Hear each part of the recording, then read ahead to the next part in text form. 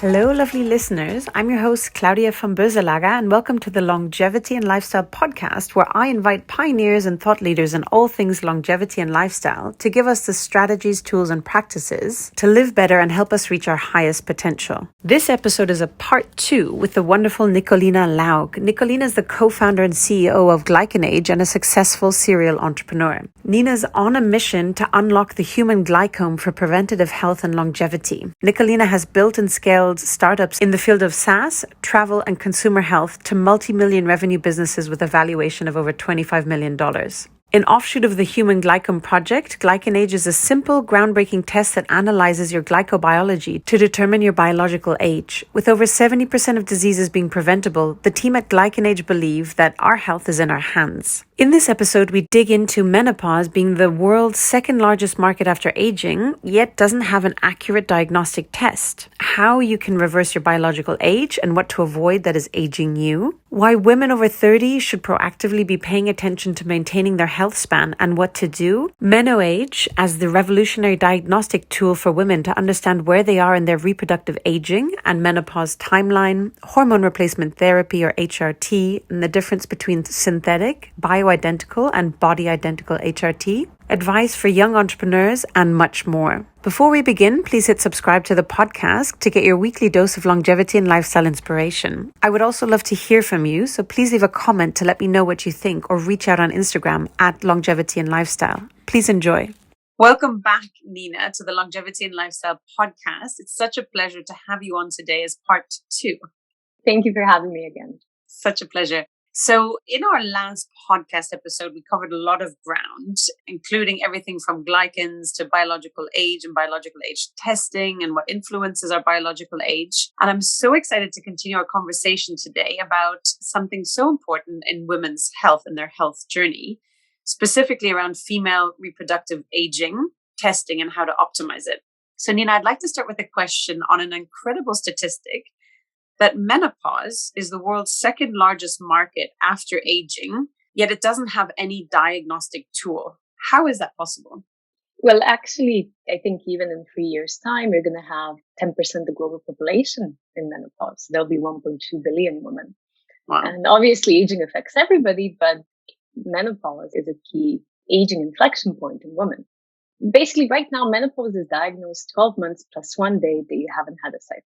But it's already known that you can be in perimenopause or this transition phase into menopause up to a decade before then.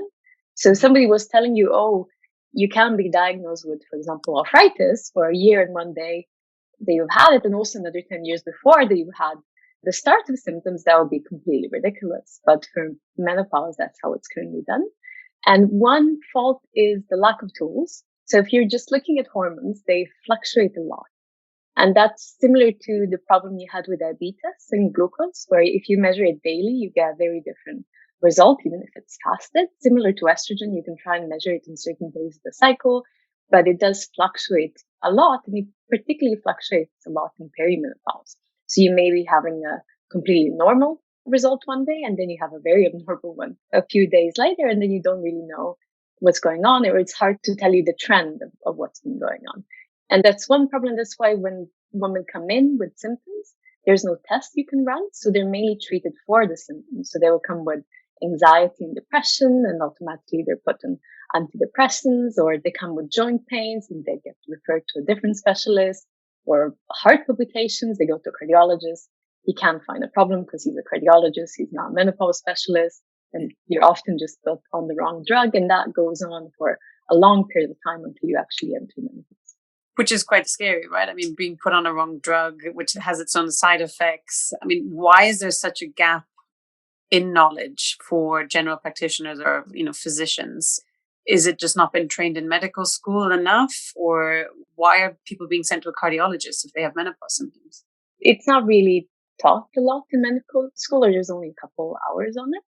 And there's many reasons. So it's not just one. Another one, it's aging.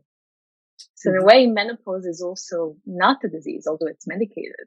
So it's not treated as a condition. It's not given the same weight and value as it would to something else. So I think that's one other reason it's not prioritized. Another one is women's health is actually very poorly managed in general. So if you're even looking at PCOS and endometriosis, the time to diagnosis is horrible, 9-7 years. So generally women's health is a very neglected space. And then also it's a taboo. Like my mother didn't tell me when it was going on. I just saw her change shape within a year and I didn't want to say anything. But we don't really talk about it enough. It's been hidden behind. Nobody really shares their experiences.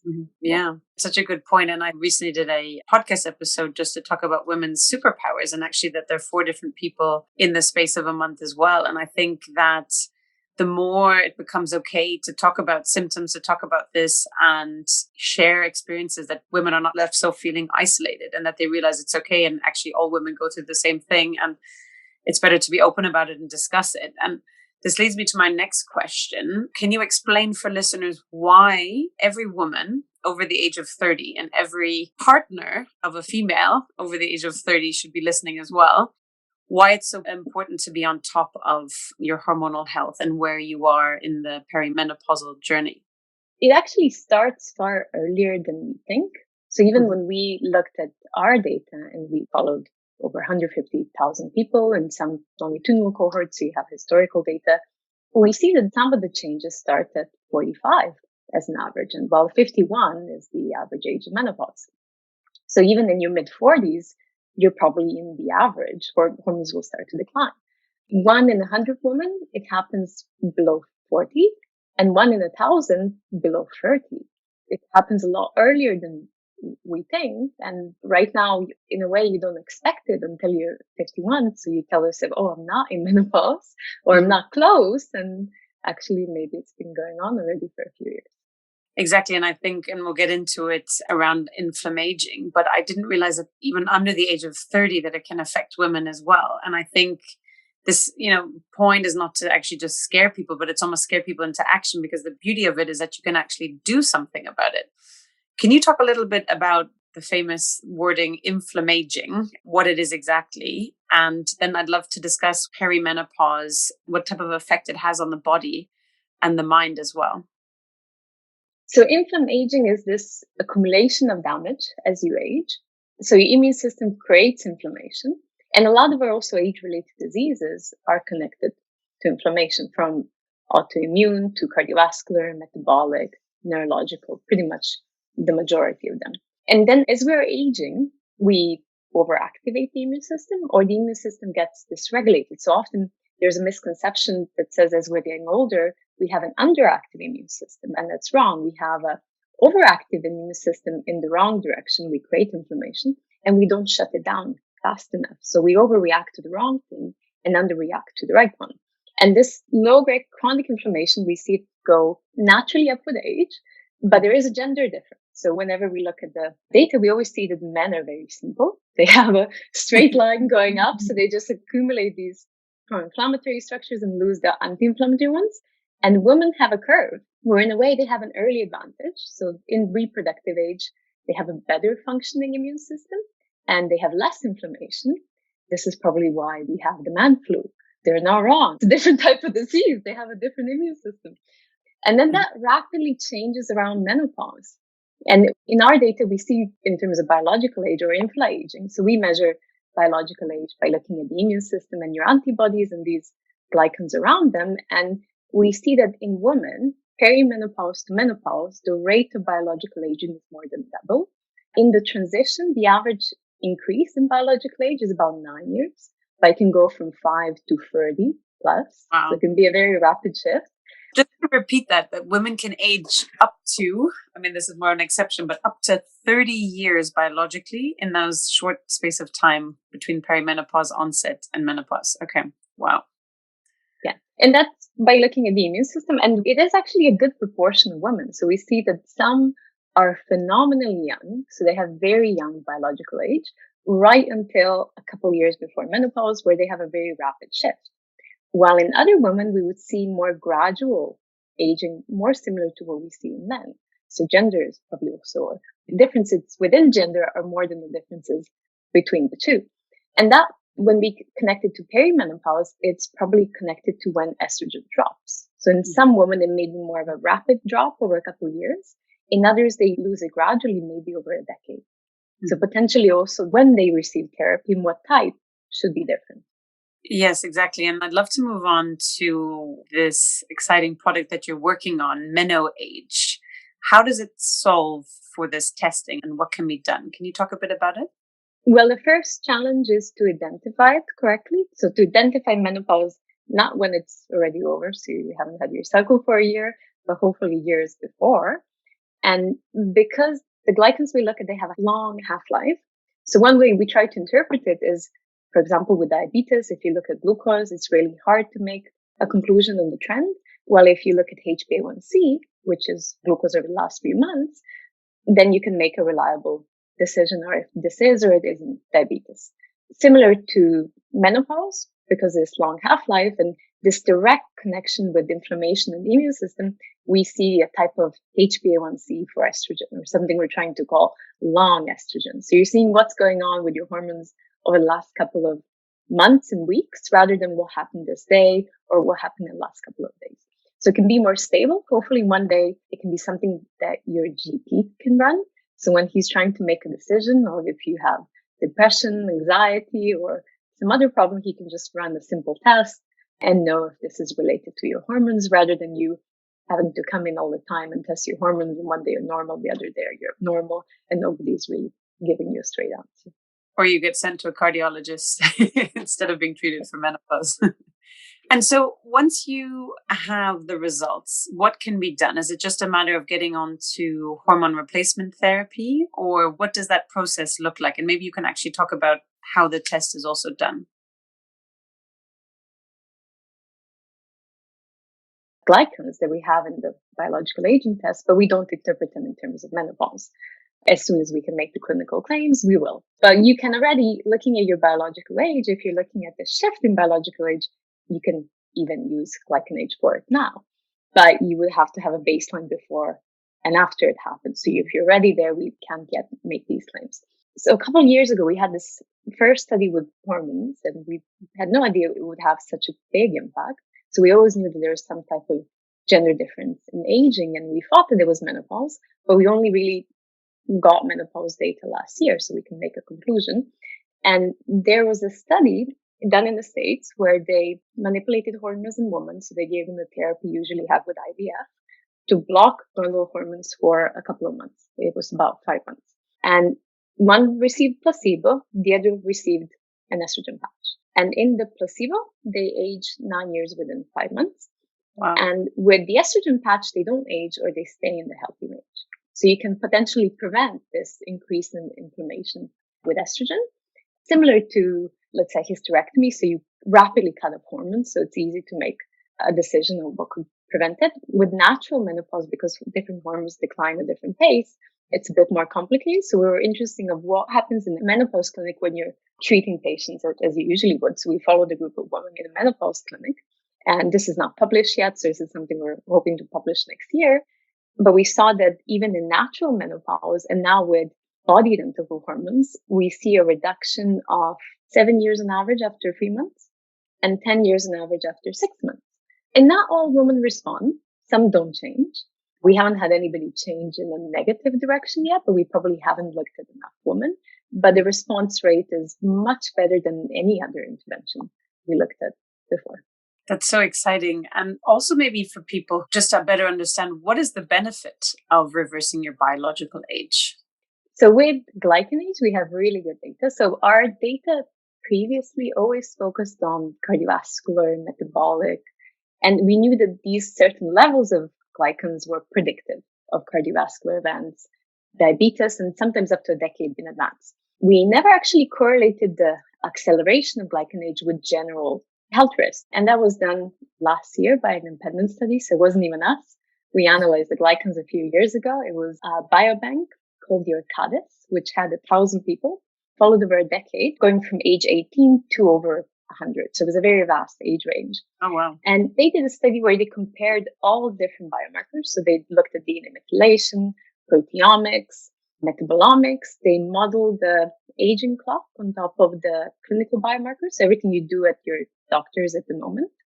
And the glycans were most predictive of future hospitalization of a broad range of conditions. So methylation and glycans track this early molecular aging process. So they're not disease specific, they're general aging or the early phase. Proteomics, metabolomics, clinical biomarkers were risk specific. With clinical biomarkers, they're risk specific because already a certain organ has failed and you can identify this organ, which is really the late stage of disease. So you want to be finding things much earlier on. And then the glycans and metabolomics were the most predictive of your future health or hospitalizations, which is a very concrete metric. So we know that when your GlycanAge is reducing, you're effectively reducing future risk of hospitalizations of a broad cause, increasing your extra years of healthy life. So basically, you're increasing your health span by reducing your biological age, and ideally then will have no reason to end up in hospital for a very long time, hopefully, if you manage it correctly and don't have any accidents. Before we dig into some more details, I just want to switch over to some rapid fire questions, Nina. So what are some daily or weekly routines and practices that help you perform at such a high level? Oh, I am a horrible example at the moment. I don't think lockdown was helpful, but I meditate and that helps the most. So I think that if I would not meditate, I wouldn't be so resilient to stress. I wouldn't be able to handle it as much as I can. And then I make sure I sleep. I can compromise on a lot of things sometimes, particularly if you're working 15, sometimes 18 hours a day, you make some sacrifices. But I try not to compromise on sleep. If I do compromise, then I feel the effect. If I don't, I can be quite resilient. Mm-hmm. And tell us a bit about your meditation practice. Do you follow a certain type or do you mix different ones? What do you find most effective? About maybe 8 years ago, I did this meditation retreat called Vipassana. It's like 1,000-year-old type of meditation. And it's a 10-day silent retreat. So you're forced to learn how to meditate. And I think it took me about 6 days to learn how to meditate.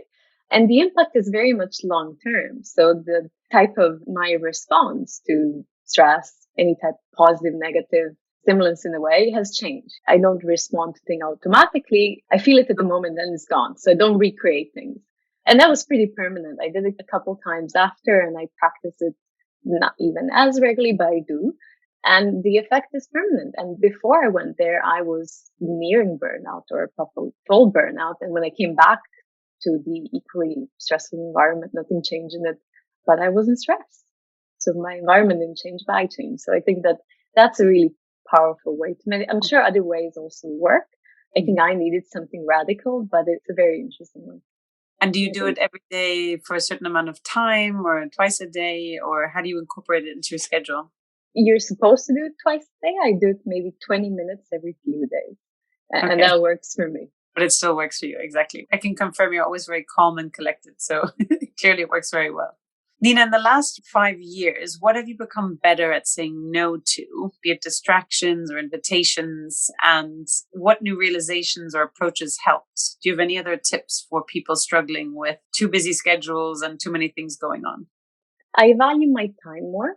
I think before I would say yes to everything, or I wouldn't always have the kind of value for money and the time investment. Now I really focus on things that make a big impact. Also, if you are running a business, you're liable for all the people in it. So you have to invest your time in a way that you can support the whole team. So I make sure that I always choose to focus on things that will make that return. And I say no to the things that wouldn't. Excellent. If you feel overwhelmed and unfocused, which I think with your meditation practice doesn't happen very often, but if you lose your focus even temporarily, what do you do? I'm pretty good at focus and I sometimes hyper focus. So it's more complicated for me to get out of it than get into it. But if I feel overwhelmed, I would just take a moment to do something like go for a walk and listen to something. Take a break in a way. So stop the work and just think or try and do something which takes me out of the overwhelming scenario, at least for 5 minutes or 10, but whatever I can afford in the time. Amazing. So let's change gears and dig a bit more into the science. And we talked a bit about glycans and measuring that. And I'd love to talk also a little bit more about the hormones and HRT, which is obviously can be controversial for some people. First of all, maybe just taking a step back, in terms of hormones, there are different types. You have the synthetic hormones for hormone replacement therapy. You have the body identical ones and then the bioidentical ones. Can you explain the difference and what your view is on the different ones? One thing we maybe should start with is what is menopause? If you look at what is menopause, so menopause, technical definition is when periods stop, but actually it's your ovaries stopping to work in a way. So if you look at the ovaries as an essential organ that's important for your health as it is, then menopause is a hormone deficiency. So same if you have an underactive thyroid, you have a hormone deficiency and your health is at risk unless you address it. Similar to menopause, it is a hormone deficiency and it's a health risk. And if you look at it as a hormone deficiency, then the way to balance it out is to give back the hormone. And that's where HRT comes. But I think similar to aging and longevity, you have this conflict that it's a natural event. So everybody ages, all women go through menopause. And because it's a natural event, we have this mentality that, oh, we shouldn't meddle with nature. We shouldn't treat it. Mm-hmm. Although, that organ has died. It's not there anymore. So I think that's wrong. And that's why menopause was probably underlooked and mistreated because they looked at it as this natural event. But if it's a hormone deficiency, then you need to address it. And there's different ways to address it. Addressing it with lifestyle is very hard. So we're trying to do a lot of research to see what lifestyle interventions you can do. And we haven't found any evidence that was positive, but replacement works really well. And there's different types of HRT. The old forms of HRT, so the ones that were in the first study, there was a huge Women's Health Initiative trial, which created the whole scandal. It was actually the first ever longevity trial because you were treating aging or natural event in healthy women. And it failed dramatically. And a lot of it was political or politically driven or exaggerated in a way as well. Mm-hmm. But that type of hormones was made from pregnant horses' urine. It was the first form of drug. It wasn't the nicest one. It's still in some developing countries. I think it's still the primary type. I think it was called Perimenopause, and it's not really used in practice anymore. It shouldn't be used. And then you have these more modern types of HRT, like Bioidentical, which are synthesized from wild yams. So they're the same molecule as your body produces in the most natural form.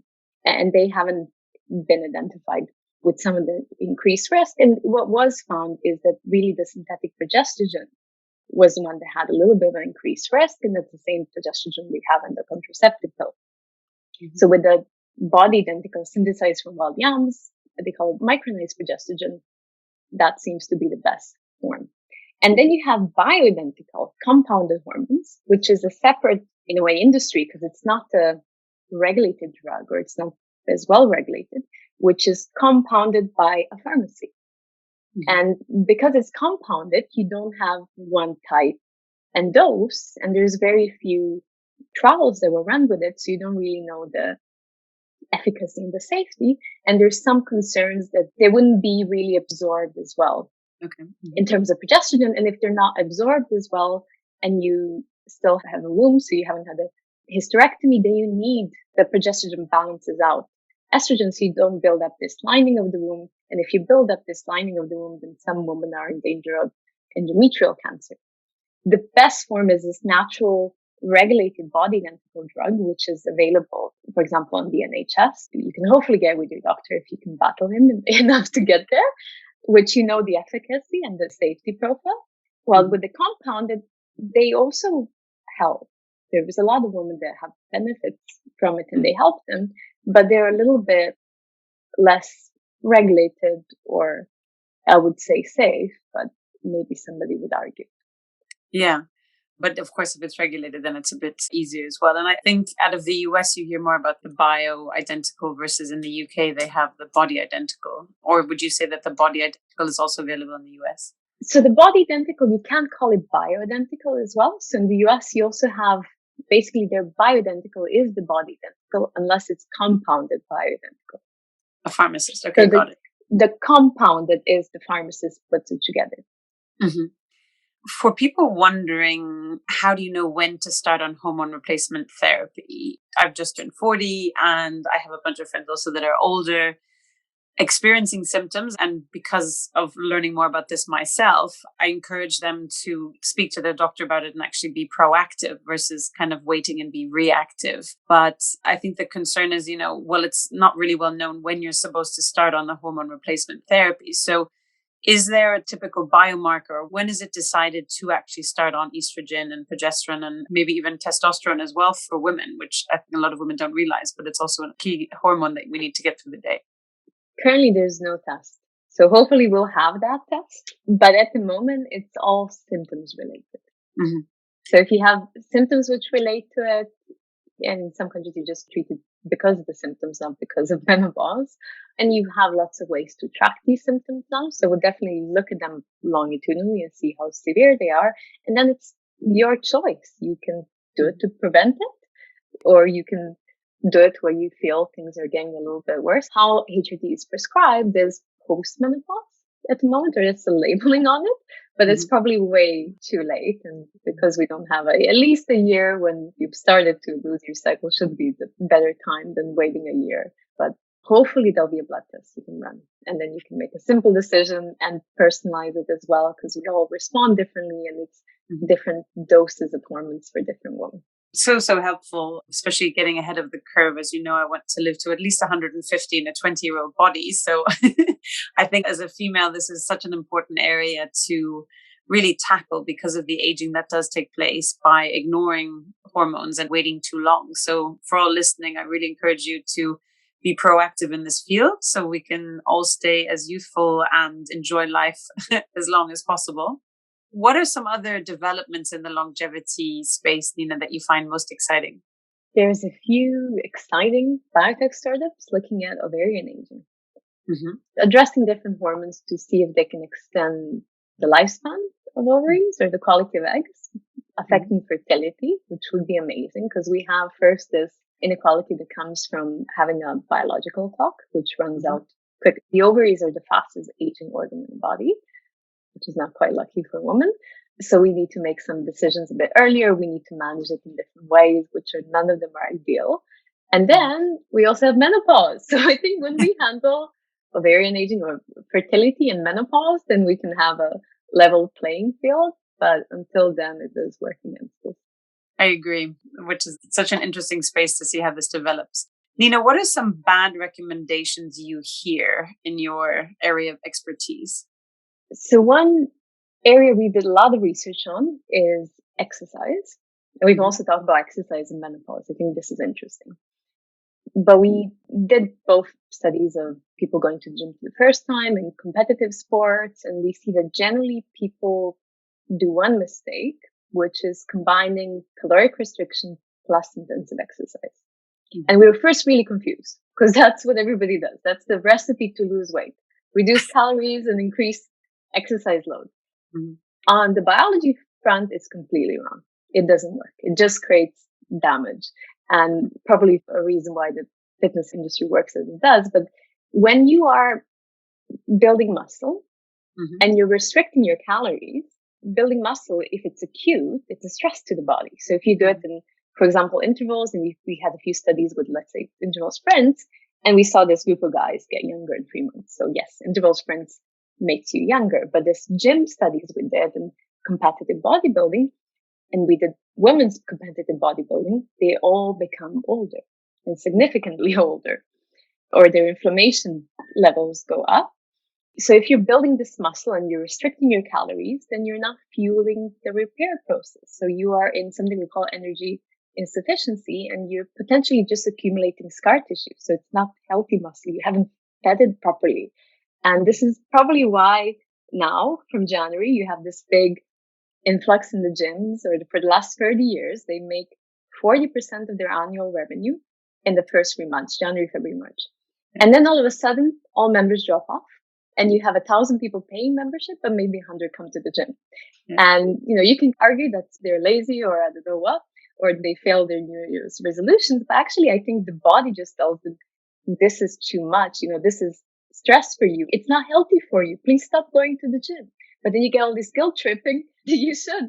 And I think this combination of dieting and exercise is really the dangerous part. Exercising alone is positive. We should do it in a smart way, but we shouldn't be doing both of those at the same time, they don't even work for weight loss, because if they worked for weight loss, we wouldn't have such a big obesity pandemic as well.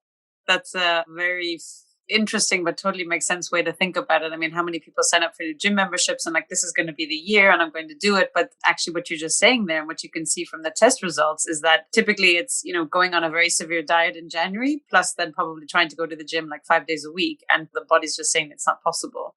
So I guess it's finding the more moderate form of A, going to the gym, but also B, just shifting the foods to quite healthy food and a little bit less focus on caloric restriction and more on just eating healthy whole foods. Interesting point. Smart exercise, not just hard. And then in women who really understand what's going on now. So we had this very tightly controlled studies where we looked at gene expression on the immune system and for the immune system, and also they suppressed non-hormonal hormones. So that's different to men. Men boost testosterone. Women suppress their hormones when they're exercising, and they lose bone density. So over-exercise in women mimics menopause and mimics osteopenia and all the damage to the immune system, and your GlycanAge goes up. So it's at least 4 levels of aging damage you can do with over-exercise. And now you have, because the population is aging, you have more and more of this fitness programs or PTs for women in menopause.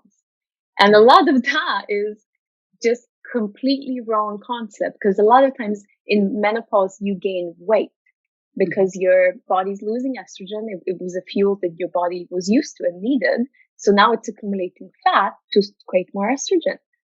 And then if you are exercising and you're suppressing these hormones when your body's already trying to do this to survive, you're just basically accumulating more and more of this inflammation. And that's something we see in our clients. We're trying to tackle menopause with exercise and over dieting. It just works against you. And even if you're trying to eat a diet for menopause, you can't eat that many yams, and you would need to eat them every single day because, they're in and out the next day. So you're not going to find this. And also Westerners, we don't have the microbiome for the plant estrogens. Maybe Asian countries have it. Maybe they even have different menopause symptoms. There's a few theories there, but we can't really out-eat a hormone deficiency. So all these diets and exercise programs for menopause are just a money-making scheme and are probably not benefiting your health.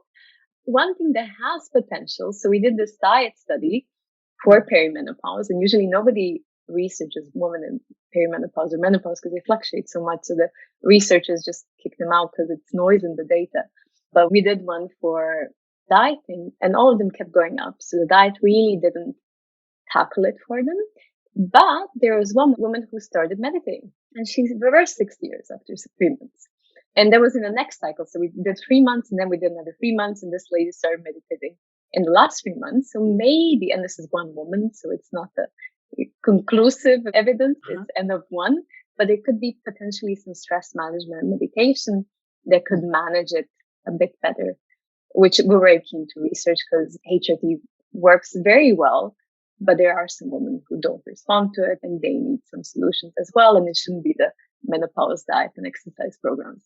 Maybe some yoga can work, but you shouldn't go on a 10 boot camp for menopause.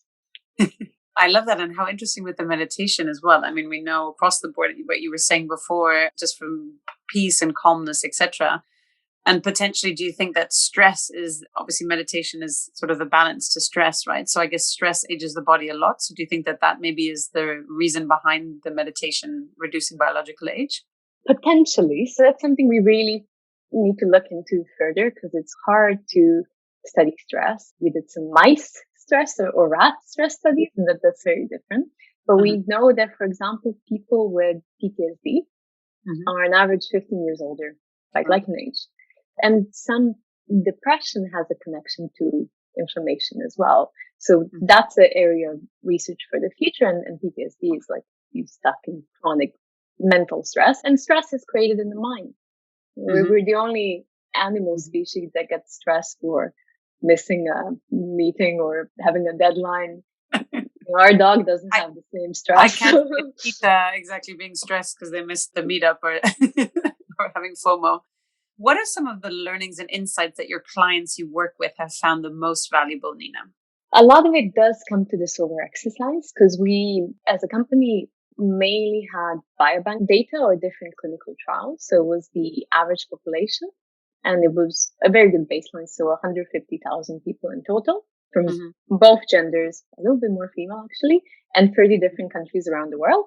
But that was the average population. So our customers, when they buy it commercially, they already have this, we call it healthy user bias. So they're already in a way making good decisions for their health, or they're proactive. And not all of them. Of course, we have clients who are not in great shape and are using this as a motivator to get into a healthier state. Mm-hmm. But a lot of them are healthy people who are making mistakes. And that's when we find the over exercise, we find the over dieting. Also now very trendy for longevity is fasting, and fasting is great. It has lots of benefits. Maybe you shouldn't do it every single day for 20 hours, 18 hours. I don't know. Maybe for some people it works, but a lot of people, clients that we have, it sometimes creates more damage. And one way it creates damage is the thyroid, underactive thyroid. So it would look like a Hashimoto, although it's self-created in a way. So long time ago, they had the mice trials where they restricted calories in mice and then they lived 20% longer. So you had this group of people called the cronies who lived like that. So they only ate about 20% of the calories they should be eating. And I'm sure they didn't calculate very well. And all of them had a thyroid problem. I don't know if they got extra longevity, but I know that all of them had a thyroid problem. So the quality of life wasn't so great because of it. And the quality of life was, you're hungry every single day. There's benefits to all of these interventions, but more of something is not always more. So we find a lot of these misconceptions where you're actively investing your time, sometimes money, into something that's causing you more harm than benefit.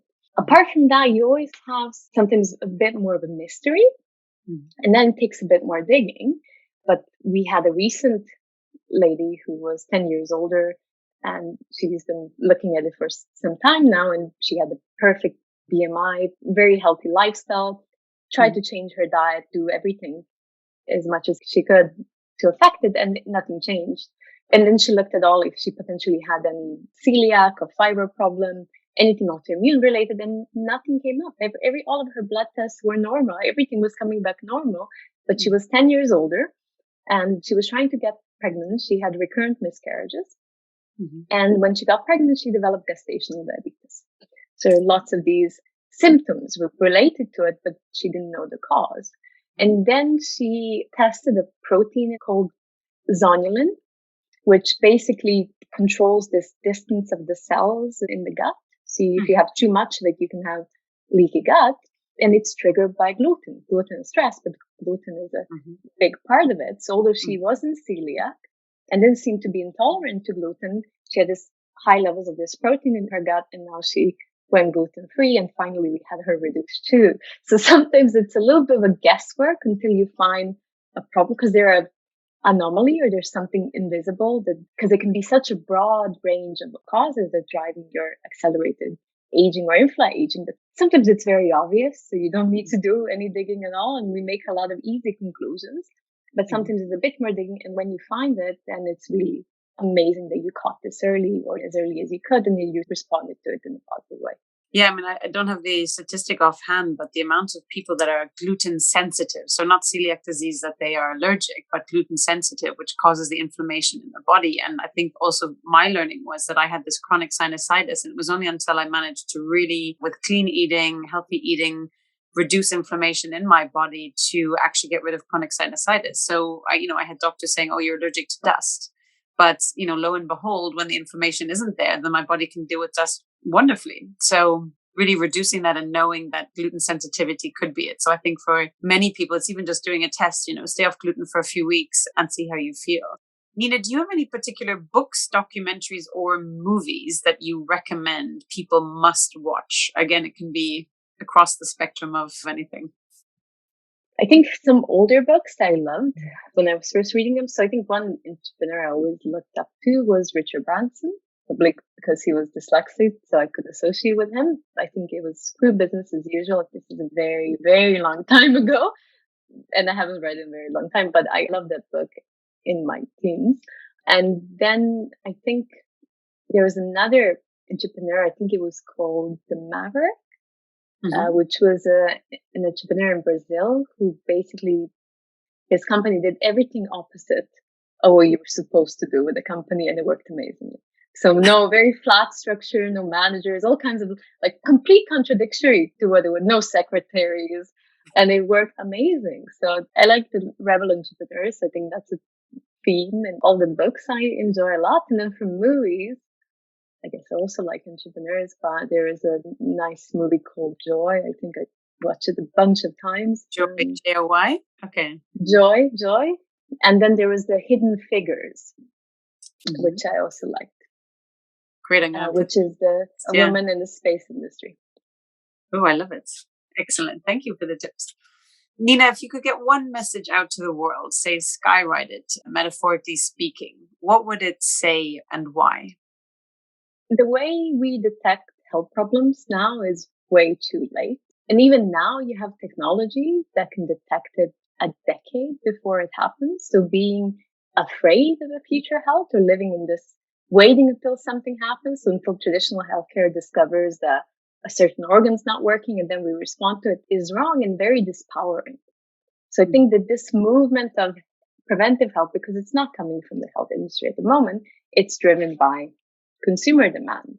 And we really have all of these tools to take control of our health. So we don't need to worry about what will happen in the future. We can be empowered and control it. And at least with biological age, you know when you're getting extra years of life and when you're taking them away, and you can do it in a very measured way. So you know that how you're living, the time, money, energy investing in something is actually paying off for your longevity.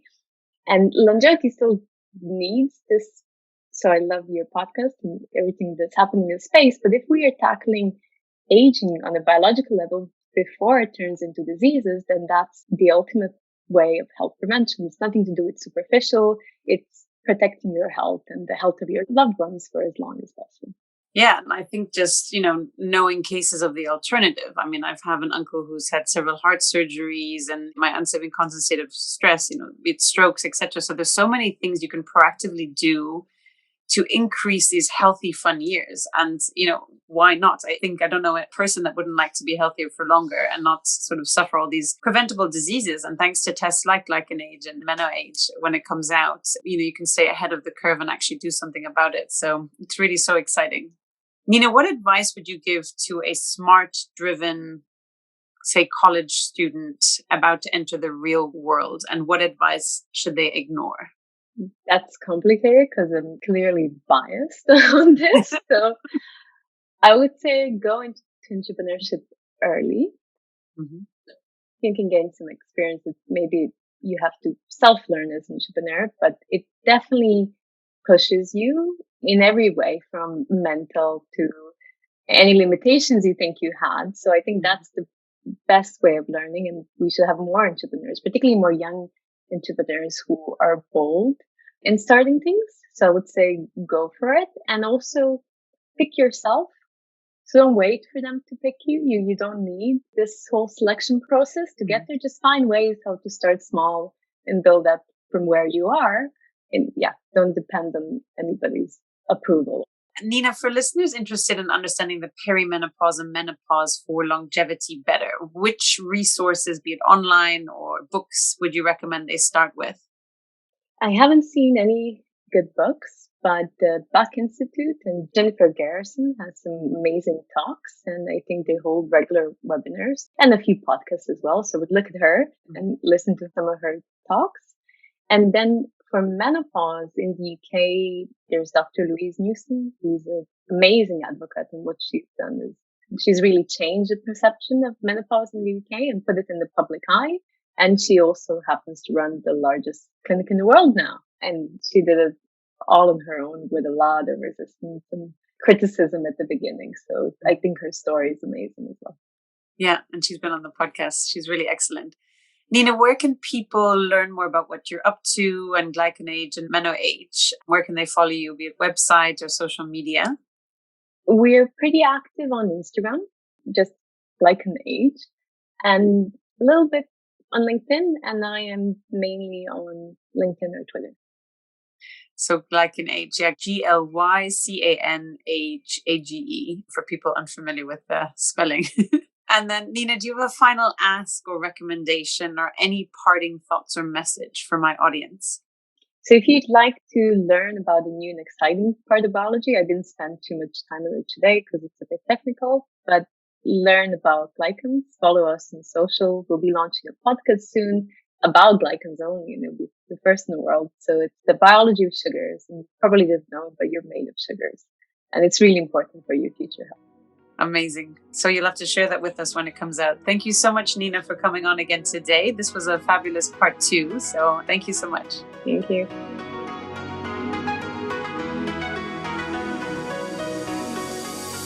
Hey everyone, it's Claudia here. Before you take off, I hope you enjoyed the episode and learned as much as I did. If so, please hit subscribe so you don't miss out on our next episodes. I would also love to hear what you thought, be it your favorite part, quote, or other feedback from the episode, so please leave a written review on Apple Podcasts or on social media.